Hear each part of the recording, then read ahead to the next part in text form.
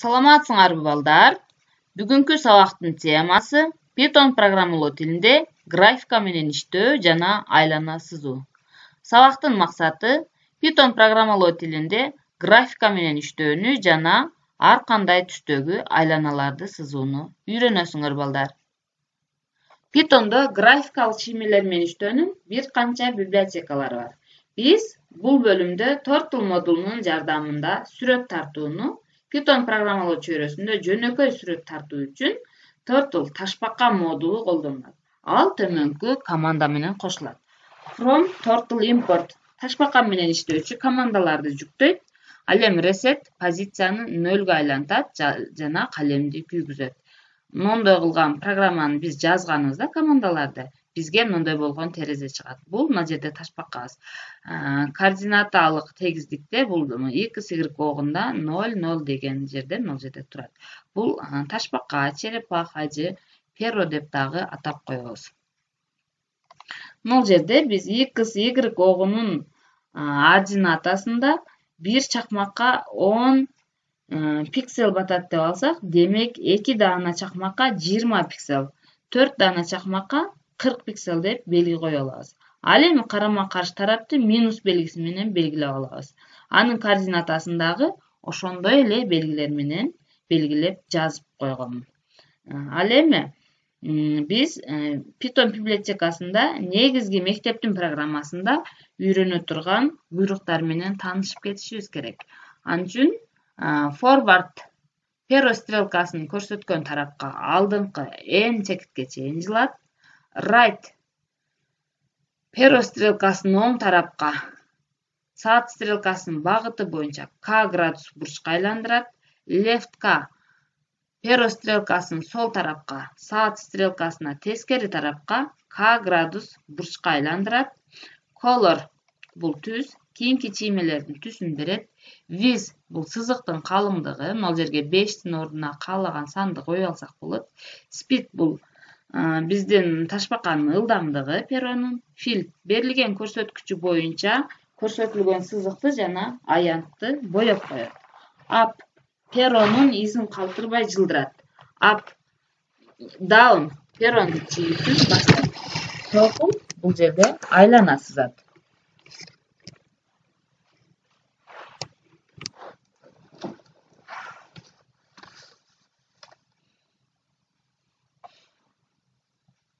Width сызыктын калыңдыгы, жоондугу.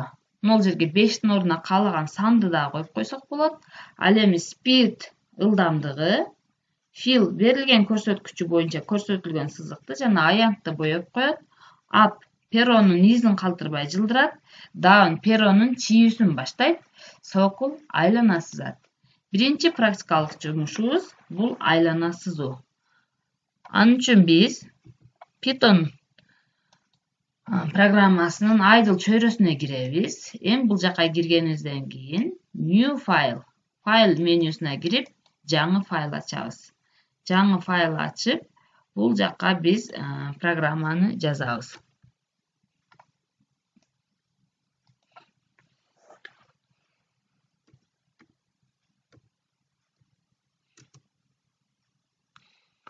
From Turtle import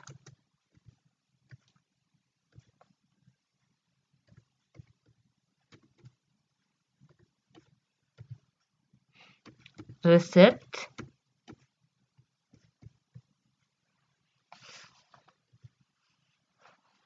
эми бул жака биз circle деп эле жазсак, бул жака айлана сызып берет. Circle 100 деп койсок болот. Кааласак 200, кааласак 100 деп туруп, кичинекей айлана сызсак кичинекей сан беребиз, чоңураак айлана сызсак чоңураак сан берип койсок болот. Эми бул жака биздин немебиздин атын жазып коелу.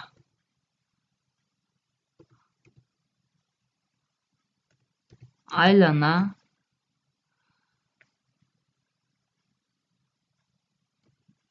сыз деп коеюн. Айлана сыз. Бул жерде invalid syntax error Бул жерде мына импорттон кийин жылдызчабыз калып кетиптир. Биз эгерде ката болсо команда программа өзү катаны көрсөтөт, кайсы жерде ката бар экен. Мынакей биздин айланабыз сызылды. Эгерде чоң айлана сыза турган болсок, мына жерди мен азыр 400 деп коем.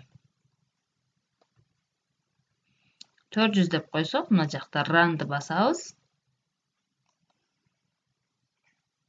Аябай чоң айлана сызып атат. Бул жакта убактысы дагы кетип атат. Мына жактан мындай кылсак, мынакей бизге көрүнбөй калды айланабыз. Бул жакта тезирээк сызыш үчүн мына reset'тин жанына биз ылдамдык speed дегенди кошуп койсок болот.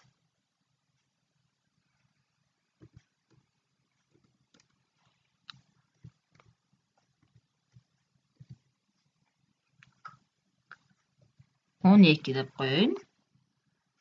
Эми биз иштетип көрөлү. Run F5 модуль. Мынакей биздин сүрөтүбүз көз ирмемге чейин эле мына жакта бизге тартылып калды.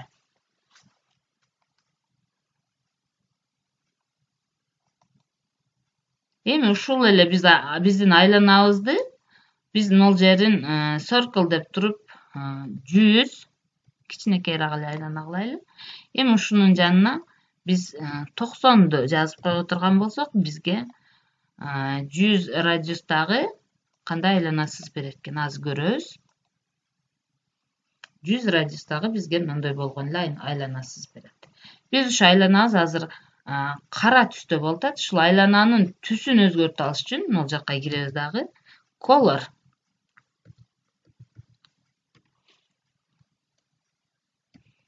Color. Биз каалаган түсүбүздү жазып койсок болот. Blue деп коеюн.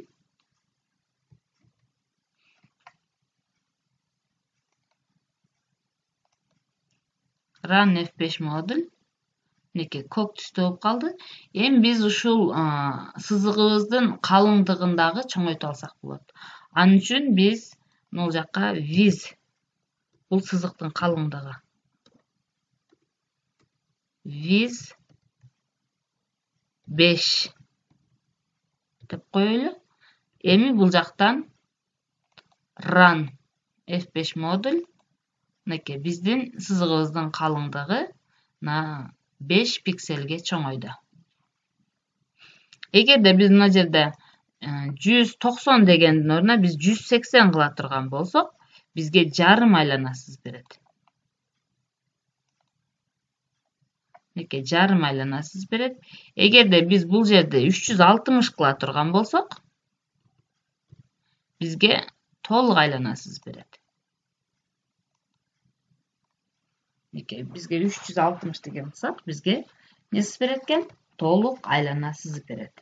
Эгерде ушул айлананын ичин биз кандайдыр бир түс менен боёй турган болсок, анда биз мына жерге begin fill деп туруп мына жакка мына айланабыздын үстүнө жазышыбыз керек. Айлананын үстүнө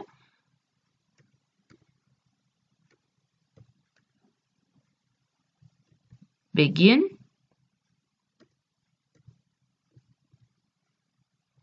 fill. Эми айлана бүткөндөн кийин биз мына жакка end fill деп жазабыз.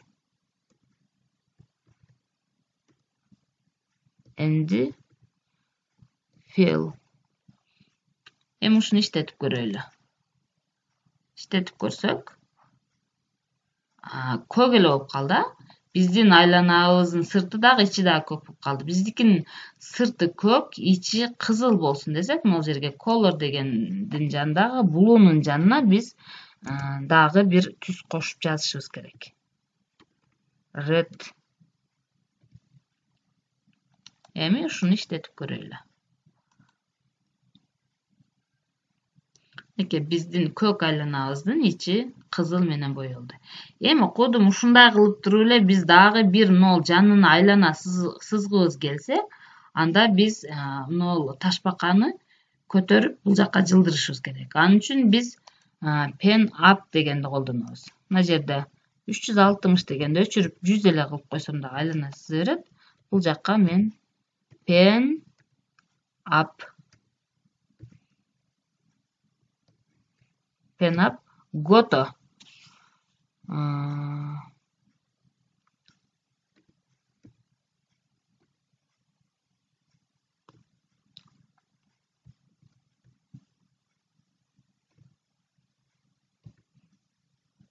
Гото.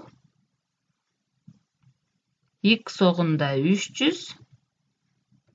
Y оғында 100-ге жылсын дейла. Біздің 100-ге жылаттағы бұл жаққа pen down. Біздің ташпақауыз түшіп, емес айланасыз баштайды.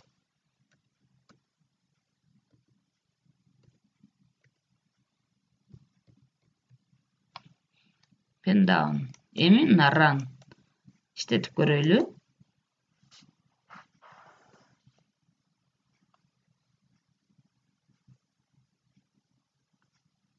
Мен ол жерде circle дагы бир айлана сызганды калтырып коюппуз. Азыр айлананы жазып коеюн.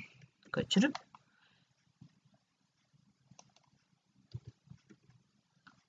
Эми иштетип көрөбүз.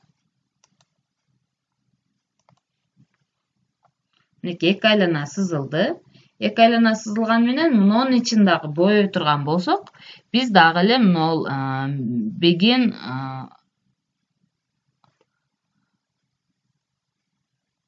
fill and fill дегенди мынол жакка жазып коюшубуз керек.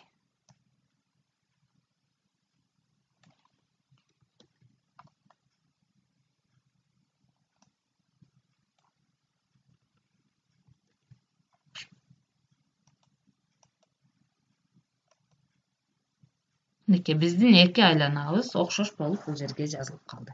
Эми ушул эки айлананы бири-бирине жабыштырып жазыш керек болсо, мен мына жактагы мына жерде өзгөртүп койсом болот. Мына 300-дүн ордуна 200 деп койсом, биздин айланабыз бири-бирине жабышып калат. Мынеке. Эми ушул эки айлана биринин үстүнө бири кийгизилип турсун үчүн бизде мына жерде 200 эмес, мына жерде 150 кылып коелу. 150 кылып койгон болсок, бул жерде биздин айланабыз мынакей биринин үстүнө бири мындай шакекчеге окшоп басылып калды. Эми биз дагы бир ушул жерге толтура айланаларды сызыш үчүн эмне кылабыз? Анын үчүн биз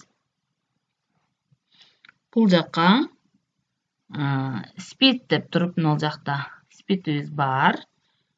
Андан кийин ол жакта радиусу R болгон айланасы айла. Биз 100-150 дебейбиз. Радиусу R болгон айлана сызышыбыз керек.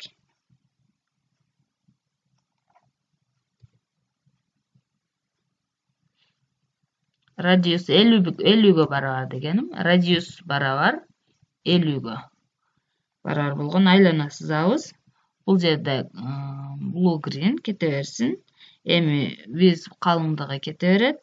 Андан кийин биз көптөгөн айланаларды сызыш үчүн биз мына жакка begin fill эмес,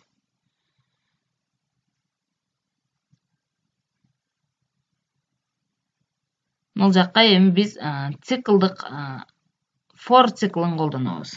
Циклдык алгоритмдерди.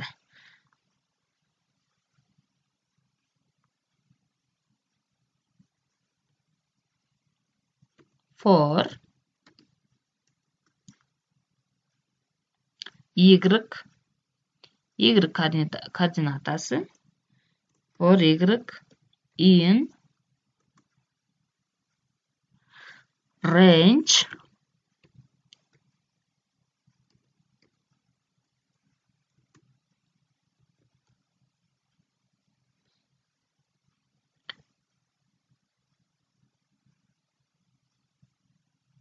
-200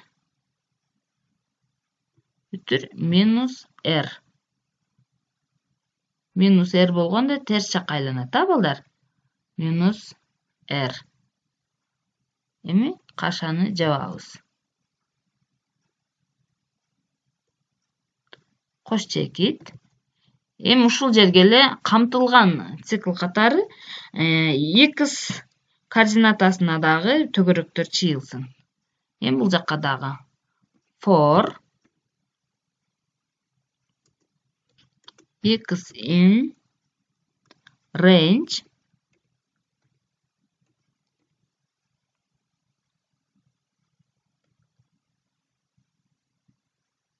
minus 300'den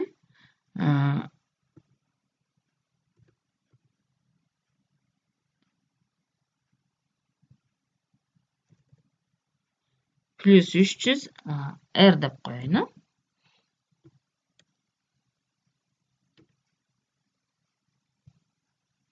Эми кашабыз жабылды.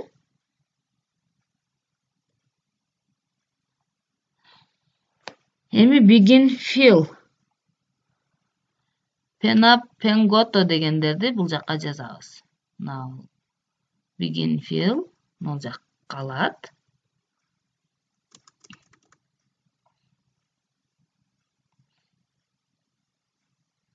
Эми goto бизде жүзөлүк 0 эмес, бул жакта x y деп өзгөртүп коебуз.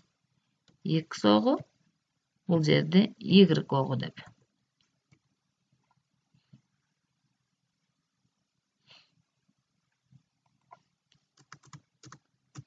Бул forго тиешелүү болуш керек. Forго тиешелүү болгондо мына жерге биз кош чекитти коюп коелу. Кош чекит койгондо биздин немелерибиз мына жерге жазылат. Бардыгы. Эми мына пенаптарды дагы жылдырып коеюн.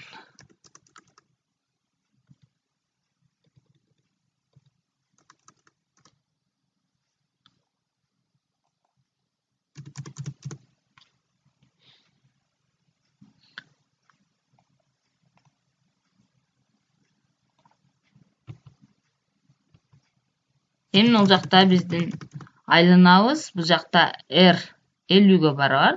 Ошон үчүн бул жерде мен 100 дебейли, бул жерде r деп коеюн. Эми бул жакка end fill.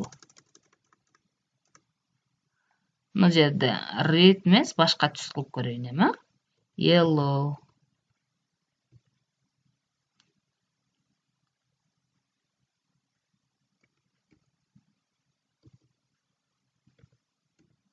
Yellow. Эми иштетип көрөбүз. Run. F5 модуль. Окей. Мынеке бизде мындай болгон ар кандай түстөгү тоголоктор пайда болуп калды. Биз ушул эле тегерекчелерди ар кандай түс менен толтуруш үчүн биз рандом модулун, кокустук түстөрдү колдонобуз.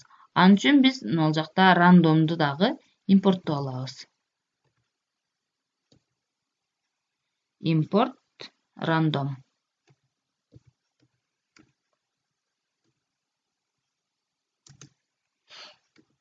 Import random. Эми бул жакка биз түстү биз неме кылып алышыбыз керек. Радиуста. Айланаларыбыздын радиусун мен r барабар 50 деп бир аз кичинертип алайын. Радиусубуз барабар 50. Эми ушул жакка эле биз ар кандай түстөрдү киргизишибиз керек. Color.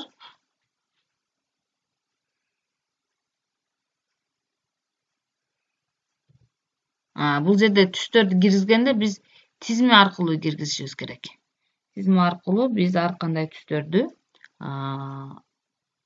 red,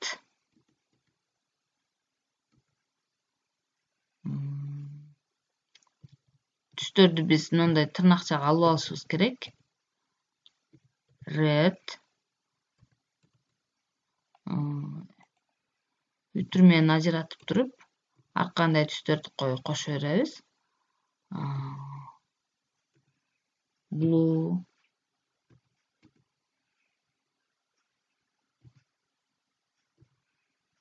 Magenta.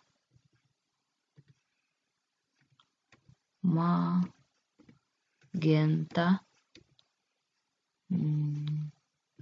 Pink.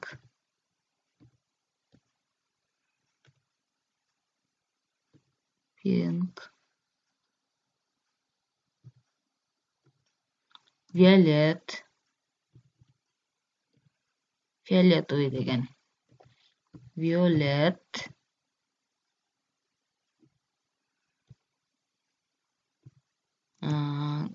Cyan.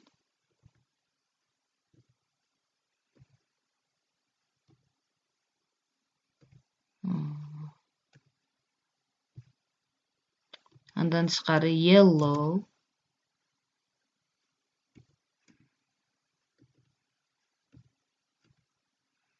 Yellow. Сөз түрдө мындай тырнакчага алышыбыз керек. Yellow, red, blue, magenta, pink, violet, cyan, yellow, green. Да кандай түстөр бар? Green,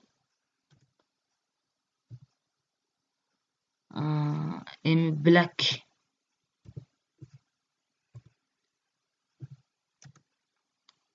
Black.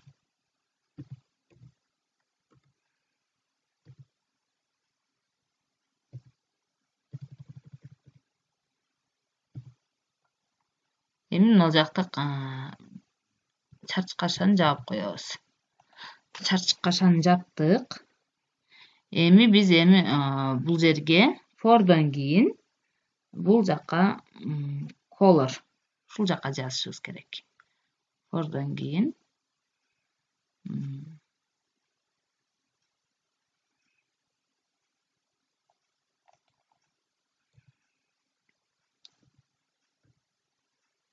color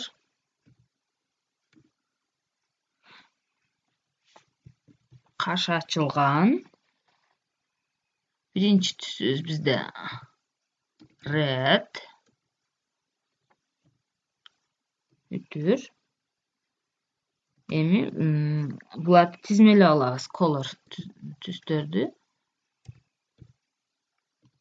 Тизмеге киргизип туруп, кокустук сандар менен биринчи санда кокустук түстөр менен боеп алышыбыз керек. Color тизмеге киргизебиз. Тизмеге киргизиш үчүн чарчык кашаны ачабыз. Random.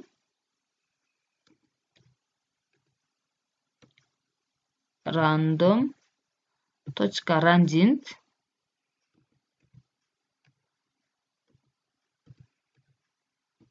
Randint. Кашаны ачабыз. 0. Бүтүр. Len.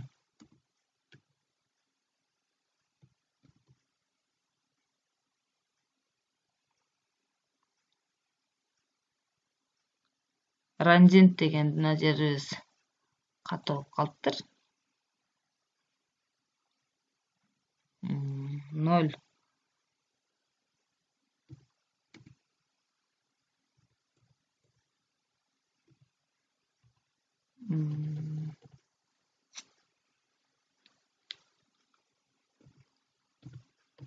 Len color -1.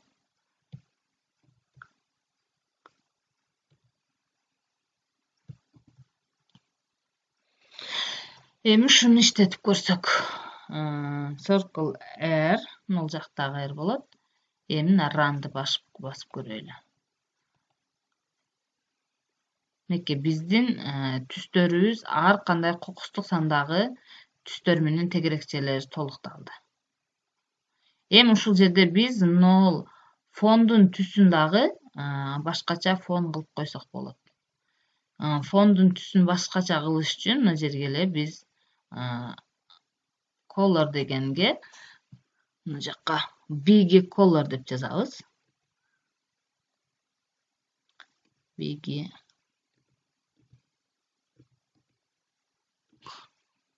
color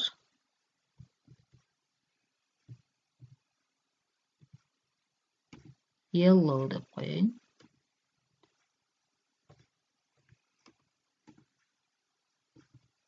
Yellow.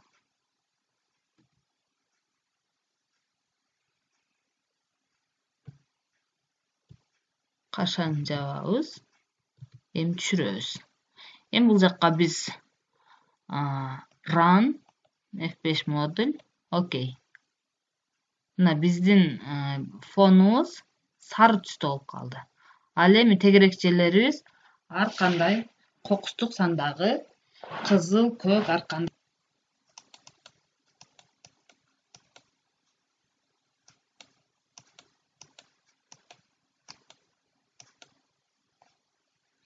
Сабагыбызды бышыктоо иретинде мен силерге тесттик суроолорду берейин. Биринчи суроо. Circle кандай кызмат аткарат?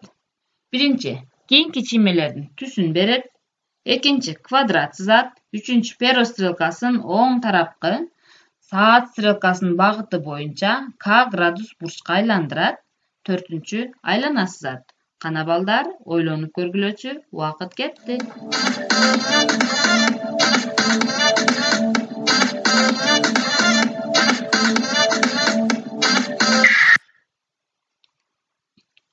Туура жооп Circle программасы командасы айлана сызат экен балдар. Экинчи суроо. Penap командасы эмне үчүн колдонулат? Айлана сызуу үчүн, перонун изин калтырбай жылдырат. Квадрат сызуу үчүн, ал эми перону түшүрөт. Туура жооп канат балдар, тапкылачы. Penap командасы перонун изин калтырбай жылдырат экен балдар. Ал эми үчүнчү сурообуз. N барабар 360 градус болсо, эч нерсе сызбайт, эки айлана сызат, жарым айлана сызат, ал эми толук айлана сызат. Кана балдар, ойлонуп көргүлөчү.